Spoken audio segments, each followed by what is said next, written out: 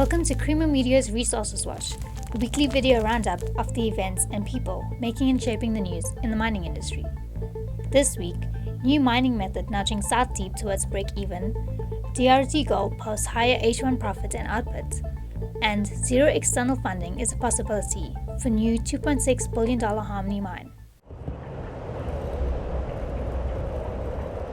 Gold mining company Gold Fields increased production in the 3 months to December 31st, when it generated $47 million of cash flow. South Deep, let's look first of all at that operation. As you can see in Q4, we went up to 68,000 ounces, and you can see the enormous impact it has on costs. Costs have come down to 11.56. Now that's obviously at a rand-dollar exchange rate around about 14, not the spot rate. And that came down from 14.31 the previous quarter. So that's a big decrease that we've seen. And given the fact that about 75 to 80% of the costs are fixed in the short run, the extra production comes through to the bottom line at a very low cost.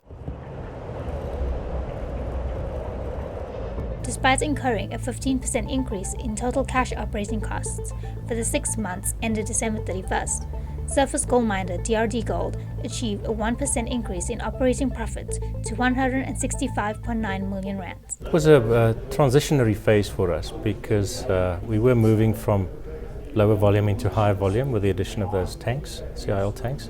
We also changed from carbon and pulp to carbon and leach, so we saw some lockup. What was unexpected was the fact that we had some unscheduled maintenance at one of the higher grade circuits, which obviously impacted on the actual gold throughput. But we're very pleased with the volume throughput and the fact that we could maintain our cost per ton profile relatively flat. We did take a bit of surplus cash into the period, and we spent just on 130 million in capex, dividends, debt repayment, and we still managed to, I think, finish with enough after finally having gotten back our VAT reimbursement. We ended up with enough to be able to pay our dividend, our 12-cent interim dividend.